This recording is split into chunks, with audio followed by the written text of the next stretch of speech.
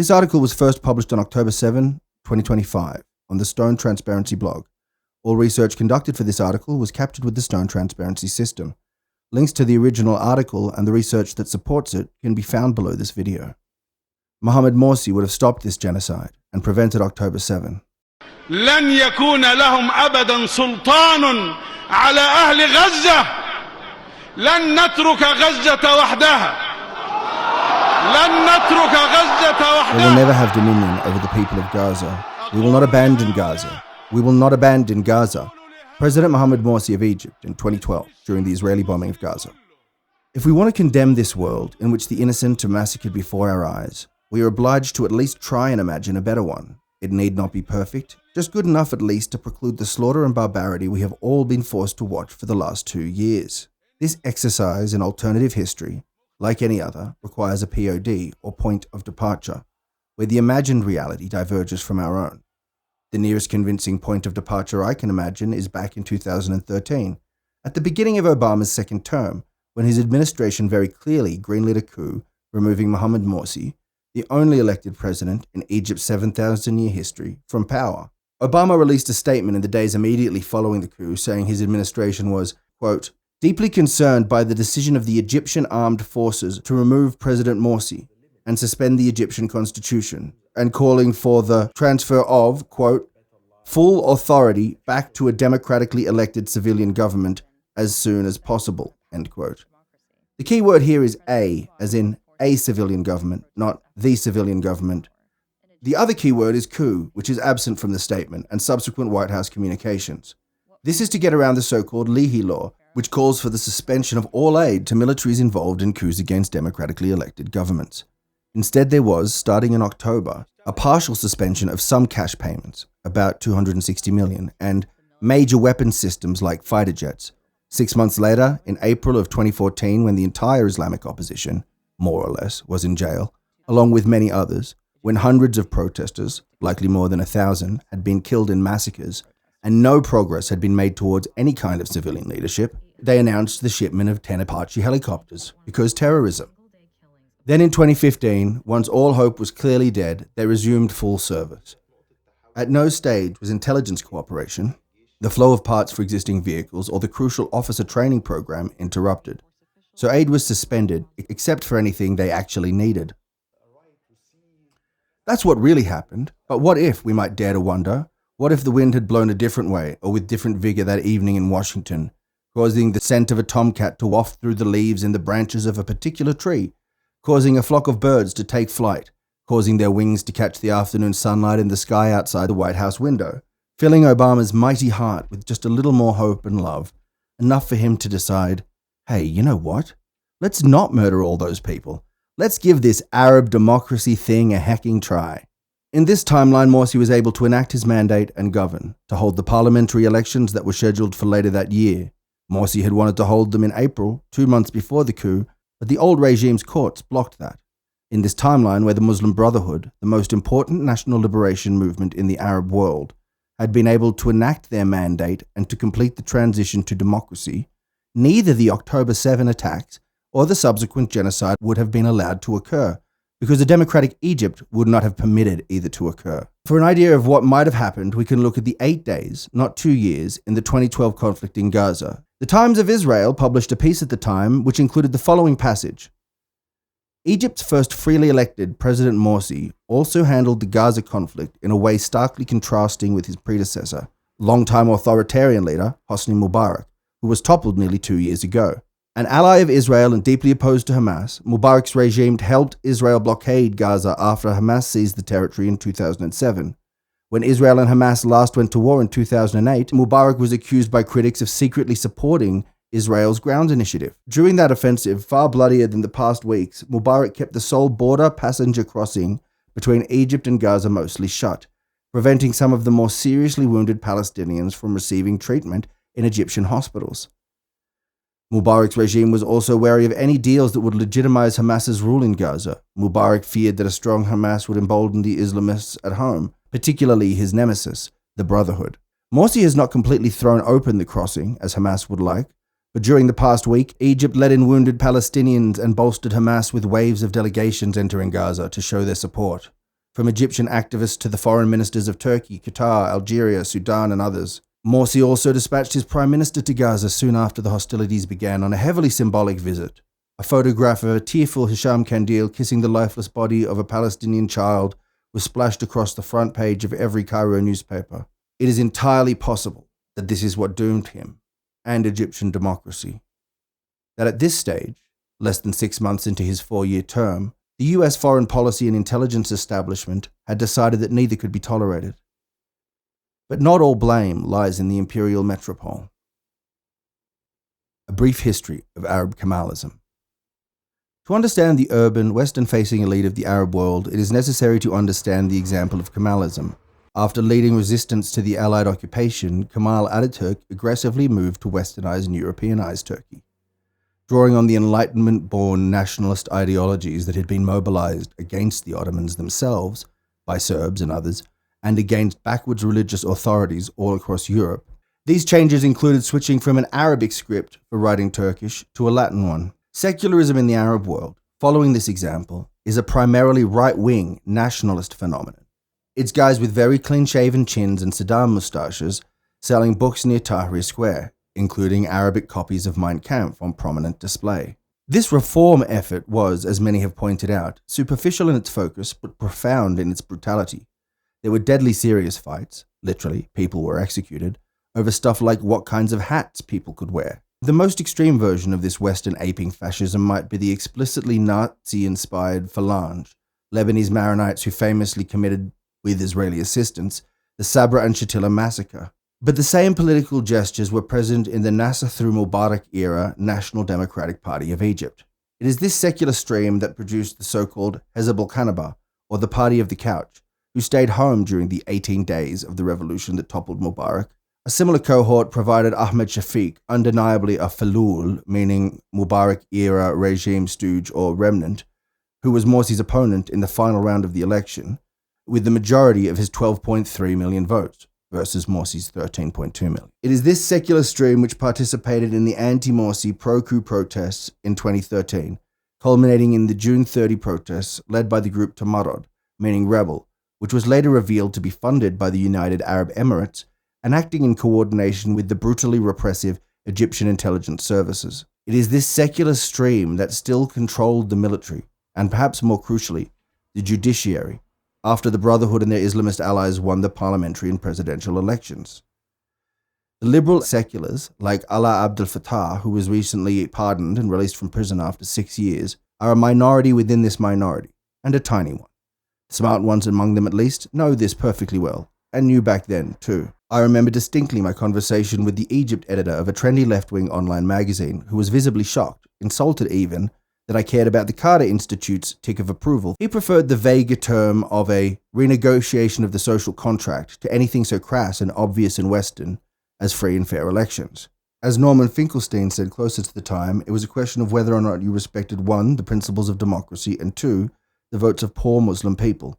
Many Egyptian seculars did not, including many of those to whom Western commentators looked for guidance.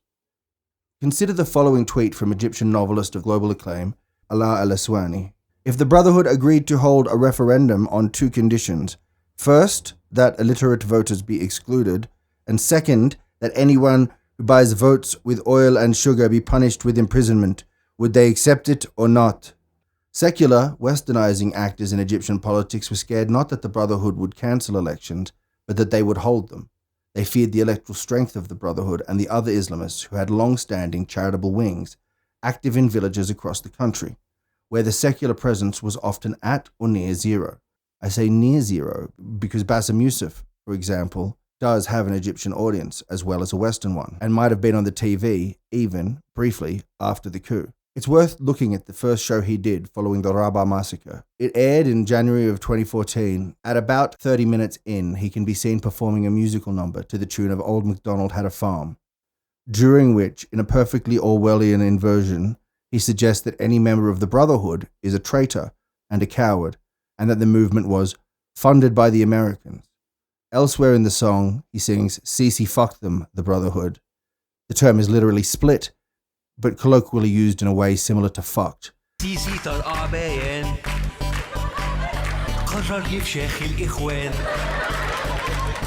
Later in the song, he returns to the hilarious theme of forced sodomy. A verse later, he says, they, the Brotherhood, started whining while thrusting his hips in a clearly sexual motion.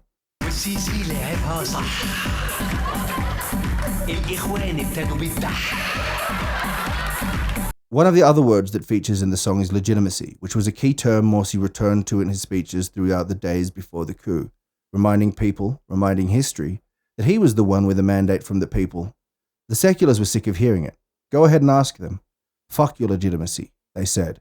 In fairness, it should be noted that after the song is finished, he acts out a scene where one of the backup singers uses the word coup, and he and the rest of the performers rush to shush him.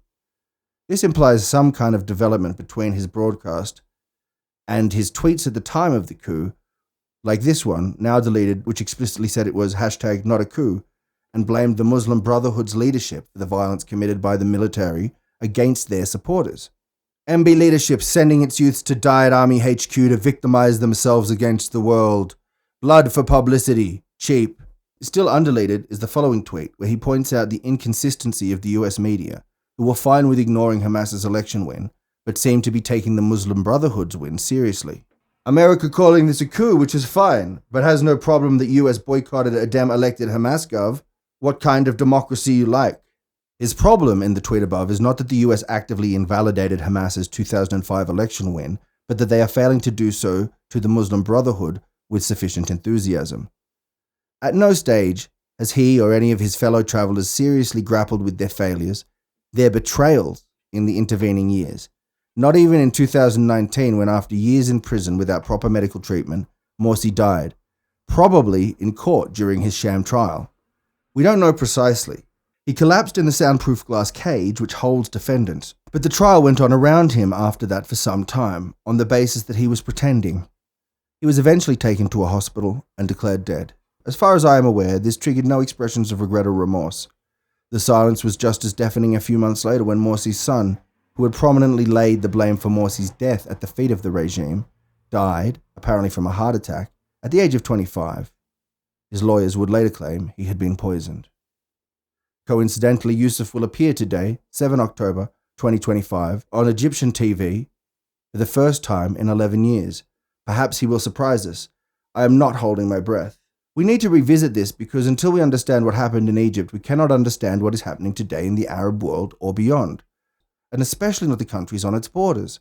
Libya, Sudan, and of course, Palestine. A brief history of the Muslim Brotherhood. The founding of the Muslim Brotherhood by Hassan al-Banna should be considered a reaction against what the Muslim Brotherhood's English language website calls a Western-inspired and secularly minded nationalism. It is an attempt to forge a more culturally indigenous Islamic nationalism. Many similar responses were articulated from within the Islamic scholarly tradition, such as the Islamic philosopher and poet Muhammad Allama, the learned Iqbal, who pointed out that it was the brain where science and learning took place, not the hat. The goal of these Islamic nationalists was to acquire Western science and engineering, and even some constitutional arrangements, the sources of their power, while retaining and protecting their indigenous Islamic culture. This mixed approach is very much in line with Egyptian popular opinion. During Morsi's brief tenure, polling showed support levels for Sharia or Islamic law and democracy simultaneously at about 80%. That means a minimum of 60% saying yes to both. Yes to democracy, yes to Sharia. That ambiguous, arguably confused, best of both worlds center, we might call them normal Muslims, as they are neither fanatically conservative or reformist, is the Brotherhood's constituency.